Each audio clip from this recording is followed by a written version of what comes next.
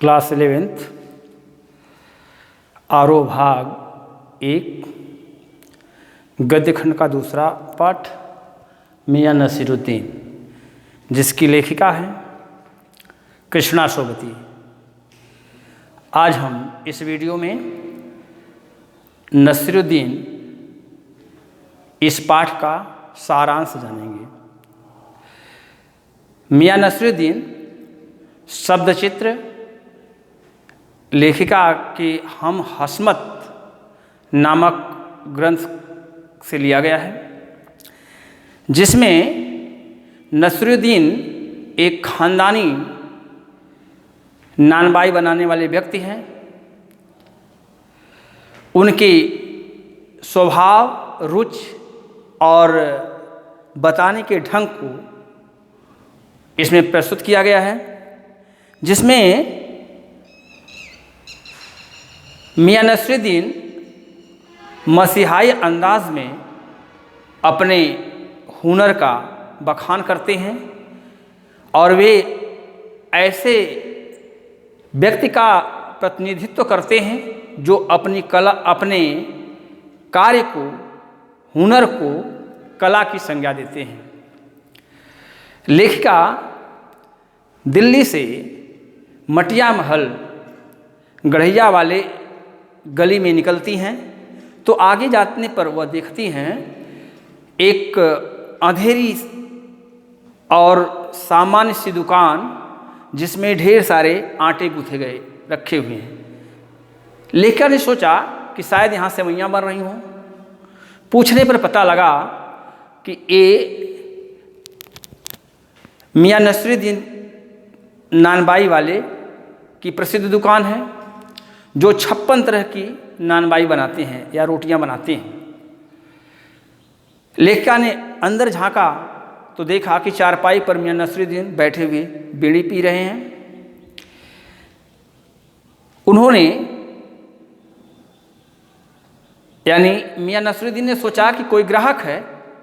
लेखिका को अंदर बुलाते हैं तो लेखिका अंदर जाती हैं तो उन्होंने कहा कि मैं आपसे कुछ प्रश्न पूछना चाहती हूँ। मियां नसीरुद्दीन ने बड़े ही मसीहाई अंदाज में गर्दन हिला दिया, हाँ कह दिया। लेखिका ने प्रश्न किया कि आपने इतनी तरह की नानबाई बनाने की कला कहाँ से सीखी?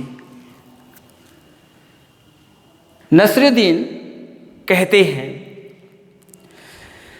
कि जिस तरह से स्कूल में अलिफ बे जीम पढ़ाया जाता है, कच्ची पक्की दो, कोई न पढ़ाकर कोई 3 में दाखिला करा दे तो आप बताएं कैसा होगा? लेखिका ने कोई जवाब नहीं दिया तो वे खुद लेखिका को समझाते हुए कहते हैं कि एक एक करके मैंने ये सब सीखा है। उन्होंने पूछा कि आपने यह सीखा किससे? तो उन्होंने अपने पिता बरकत शाही का नाम बताया। उन्होंने कहा कि मेरे पिता बरकत शाही नानबाई वाले के नाम, नानबाई गढ़िया वाले के नाम से प्रसिद्ध थे। मेरे परदादा यानी दादाजी मियां कल्लन आला नानबाई के नाम से प्रसिद्ध थे। इसलिए यह मेरा खानदानी पेशा है और मैंने यह कला अपने पिता से सीखी है।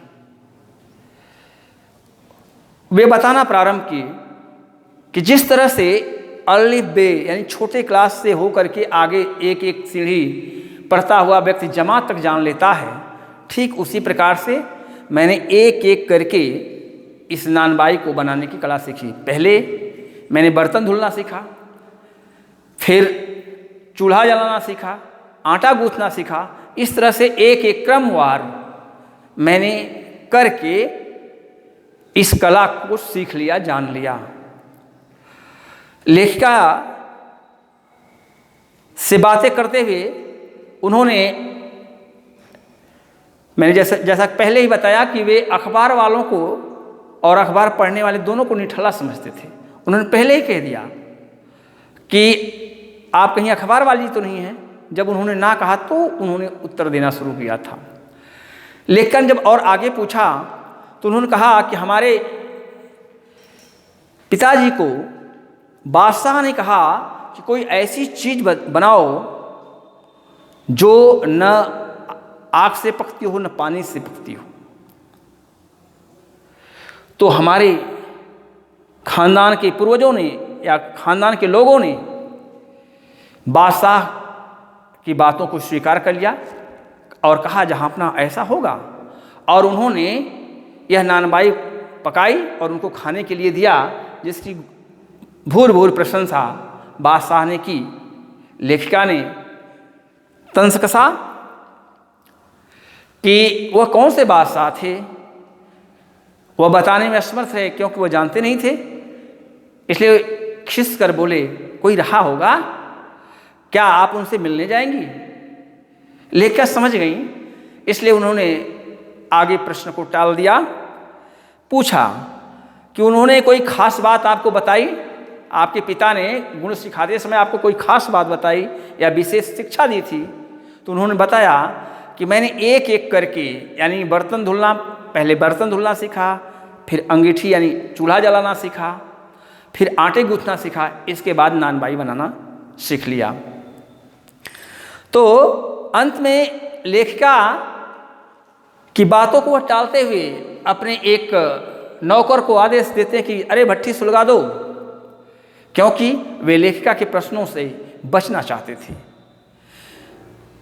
वह हमने पहले बताया कि अखबार पढ़ने और उसको लिखने वाले दोनों से घृणा करते थे, यानी इनको निठल्ला मानते थे।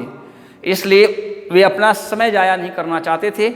आगे अपने नौकर को कहते हैं तो लेखिका ने प्रश्न किया, क्या ये आपके बेटे हैं? तो उन्होंने कहा मेरे बेटे नहीं हैं, इनको मैं 2 आना एक मन के हिसाब से पैसा देता हूँ और मैदे का 4 आना प्रति मन के हिसाब से इनको मैं मजदूरी देता हूँ। ये मेरे यहाँ काम करने वाले लोग हैं। इस पर यह सब बताने के बाद वह लेखिका से अपना पिंड छुड़ाना चाहते थे, बचना चाहते थे। लेखिका ने पूछा, यह 56 तरह की नानबाई आपने जो बनाई उसमें कौन सी नानबाई अच्छी है, या उन नानबाइयों के नाम बताएं। तो उन्होंने बताना शुरू किया कि बाकर खानी नानबाई, बाकर खानी, शेरमल, ताकमल, बेसरी, खमेरी, रुमाली, गांव दीपा, गालेवान और तुनकी। इस तरह की ढेर सारे किस्म की मैं नानबाई बनाता हूँ, जिसमें तुनकी इतनी पतली और बारीक होती है, वह पापड़ से भी पतली होती है, महीन होती है। किसी दिन आप आइए, खिलाएंगे आपको। एकाएक ये सब कहने के बाद मियाँ नसरुद्दीन आगे थोड़ा प्रमोद करके, ताकि ये चली जाएं, एक लंबी सांसें भरते हैं और कहते हैं कि वो ज़माना चला गया, वह समय चला गया जब खाने वाले का लोग कद्र करते थे, उसका सम्मान करते थे। आज के ज़माने में लोग केवल खाते हैं, तंदूरी खा लेते हैं और खा के बस सब समाप्त। इस तरह से यह लेसन समाप्त होता है। धन्यवाद।